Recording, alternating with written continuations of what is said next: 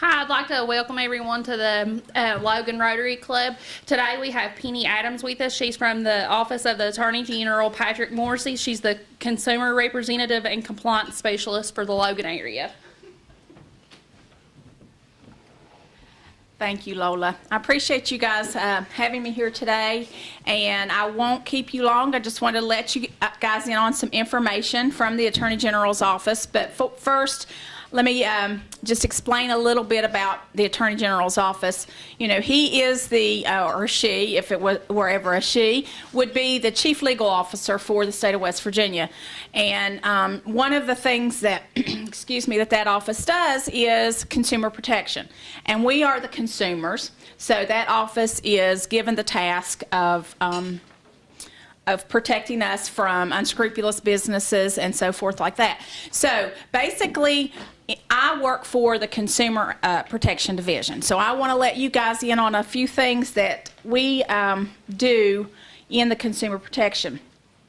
Mainly we go around as field representatives and let folks know about the scams that are floating around in West Virginia and how can you avoid being scammed. So right now there are different ways that folks can scam you. They use the telephone, they use email, they use door-to-door practices. They're going to use whatever means it is. Now, what do you think a scammer wants? What does a scammer want? Your money and your identity, and/or your identity, okay? So some of the ways that they do it through phone calls are they have this one that's called one ring scam, and what it does is the phone rings just one time and then they hang up. And so you think, well, you know, maybe I need to call that person back. Well, you dial it back and it's an international phone call, and you get charged the international call rate, which is, from my understanding, not cheap, and somehow they end up with that money. So that's one phone scam that's going around. There are others by the way of the IRS. Has anybody ever gotten a call from the Internal Revenue Service? I have. Okay. Now, if it was a legitimate Internal Revenue Service call, you would have heard from them via letter prior to that. Okay? A lot of folks don't realize that, though. But the IRS, we get probably about half of our calls are regarding an Internal Revenue Service scam. So if you get a call, ever get a call from someone that's claiming that they are from the Internal Revenue Service, they even go so far as to give you a name, a badge number, and all that good stuff, which is what the Internal Revenue Service does when they talk to you on the phone. But that's only after you've started talking to them, you know, via letter and so forth. But they get real aggressive with you. Excuse me. I had a lady tell me yesterday. She said, He told me that he was going to come send the sheriff down to my house and arrest me because I had $7,933 of unpaid taxes for 2013. And she said, honey, I know the sheriff. Send him on down. He'll know that I'm not the one that's, you know, that I don't owe those taxes. But they do get real aggressive because what they know that if they can beat you up, that sometimes you give in and will give them information that they are not deserving of. There's another one in West Virginia that's the unpaid utility. Somebody will call you and say, you didn't pay your water bill. Well, you know, sometimes the bill may slip under the couch or something and not get paid. So you think, well, maybe I didn't pay it. Hang up and call your water company or whoever they're claiming they are and see maybe if you owe them any money. And the same thing with the Internal Revenue Service scam. I forgot to say that. They have a 1-800 number that you can call and ask. And plus they want you to report anytime someone calls and tells, to tell them that, you know, that the Internal Revenue Service is calling, because that's a bad PR piece for the Internal Revenue Service, and they have it bad enough as it is. So, but anyway, and then Windows. Somebody will call and say your computer has a virus on it. We need to access your computer. Well, some folks, honestly, they have let that happen. And what these folks do is they will hold your computer hostage, basically, and say, we'll release it to you. I mean, it's locked up. And so they won't release it until you give them money. I mean, so it's basically holding it hostage. Okay, so that was Windows. How many of you have grandchildren? Would you panic if they called and said, I'm in trouble and I need some money? Well, that one's going around, okay? They put the line, it's kind of staticky and so forth, and, say, Grandpa, I'm in such and such, and I'm in trouble, and I need money. Here, talk to this attorney. So they hand the phone to someone else, then that is, doesn't have to pretend. And most of the time, they're very aggressive and say, we need X amount of money for me to help your child get out of jail, or whatever it is they're claiming that's going on. So, of course, they're always asking for you to use prepaid debit cards, which is like cash. Once it's done, it's gone. There's no tracing it. Or they're wanting you to wire money. So, of course, don't do that if you do not know where it's going. If you're not sure whether it's your grandchild calling, more than likely your grandchild, even if they're this big, has a cell phone. Call them, and find out where they're at and seeing if they're in trouble. So that's the best way to combat that one. And there's lots of social media scams that are going around.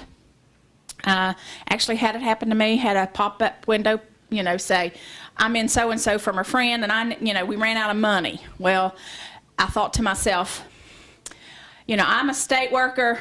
They're two optometrists. They're not going to ask me for money. So I immediately texted her and I said, are you guys back from vacation? And she said yes. So, I told her she'd been hacked on her Facebook account, and so she changed her password and everything's good. But those are just some of the general ones that are going around. So what do you do to combat being scammed via the phone? Hang up. Don't even answer it. If it's a number that you don't recognize, don't even answer. And here's why. Because more than likely that phone call was a computer-generated phone call. Okay? So when you answer it, it alerts that computer that that's an actually viable number, that there are people living on the other end of that phone. So then the humans get involved and start calling you and hounding you. So if you don't recognize it, don't answer it. And if you're thinking, well, maybe it is a family member, if they need you, they're going to keep calling back from that same number, or they'll leave a voicemail. They're not gonna just call you the one time and then never call back. So do not answer it if you don't recognize it. I don't know about you all. When I get home, I probably will have 5 that'll say unknown, private caller, out of area, or something to that effect on my caller ID, and those are all scams.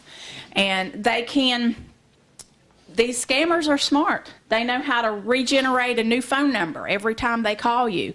So even putting that phone number on the federal do not call registry, your telephone number on the federal do not call registry is not going to stop the scammers. Now, it's going to stop legitimate businesses from calling you because, they abide by the law. Scammers are not going to abide by the law. They don't care. They're going to continue to call you. But, if you're still getting telemarketing calls, you can still call, register on the federal do not call list. But, again, do not answer it if you do not recognize the phone number. Emails, they're going to try to scam you through emails. If you don't recognize the sender of that email, delete it. Don't click on it, because what happens when you click on it, they can access your information. The passwords, one way to keep from getting, scammed through emails or anything, like when you set up, maybe you're going to order from Amazon.com, set up a strong password. Well, how can you, a strong password, what does that mean? Use uppercase, lowercase letters, symbols, and, don't use your name, don't use your spouse's name, don't use your birth date, don't use your telephone number. Don't use things that are specific to you, because they can figure those out, because they can just go on Facebook or something and find out, that information, because we're so free with our information sometimes on Facebook that's not healthy. But, and make a mixture of those kind of things, of those different symbols and numbers and uppercase and lowercase, so that your password is strong. Don't use your address, even your address in your passwords. Don't use, if you graduated from WVU, don't use WVU in your password, because that's an easily found information. And again, it's just, if you're not sure whether it's legitimate, by all means, do not give them your personal information. So what is that kind of personal information they're wanting? your Social Security number. They're even wanting Medicare numbers now because they can scam you somehow through Medicare. So, and, you know, of course, you don't want to give them your driver's license number. I mean, don't give anybody information that is personal to you, okay, unless you know that they are legitimate. But so many of the uninformed population, I used to say senior population, but I'd go around to senior centers, and honestly, those folks are a little more careful with their information than we give them credit for. I mean, they are absolutely, I'm not, you know, nobody gets my information. I mean, you have to beg, borrow, and plead it out of them. And so, but the uninformed population will freely give their information. So that's what we're all about, is trying to get this information out so folks don't give it and don't get scammed.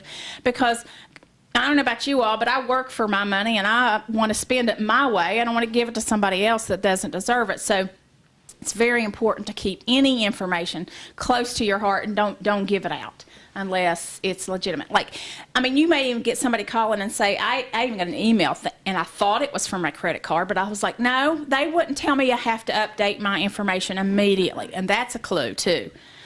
These scammers, whether it be email, phone, door to door, it's all immediate. You got to do it right now. That should be the first clue that it's probably a scam. But I got one for my credit card. You need to go in and update your information immediately. I was like, well, now, I've been at the same post office box, same everything for 40 years. So there's no reason why I should have to update anything. So that was, you know, I shot that email right into my junk mail. So, but just be really careful about what you click on, who you talk to, and what information you give out to anybody. You should monitor your bank accounts regularly.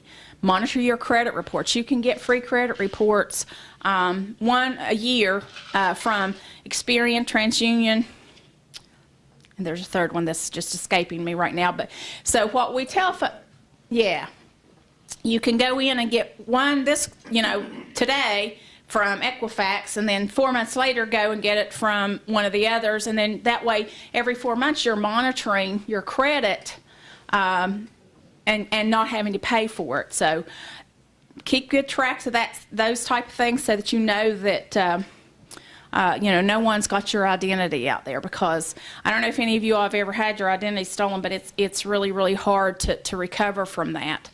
But the biggest thing is, again, phone calls, don't answer it if you don't recognize it. Emails, don't click on it if you don't know the sender. And if any of this stuff ever happens to you, on the brochures that I gave you, there is a 1-800 number, and we ask that you call that number, because we have one guy that just works on scams, keeping track of them, so we can issue press releases and so forth to inform the public that they're going around, so that maybe, just maybe, it'll keep folks from getting pulled into it. So if you guys have any questions, I'll be glad to try to answer them. And again, just be very wary. And I'm probably not telling you anything that you don't already know, but just go back to family, friends, and whoever, and just let them know these type of scams that are going around, so that they at least know about them. Does anybody have any questions?